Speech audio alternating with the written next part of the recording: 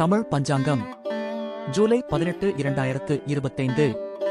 ஆடி 2 வெள்ளிக்கிழமை நட்சத்திரம் அதிகாலை 3:29 வரை ரேவதி பின்னர் அசுவினி திதி மாலை 4:11 வரை அஷ்டமி பின்னர் நவமி நல்ல நேரம் காலை 9:15 முதல் 10:15 வரை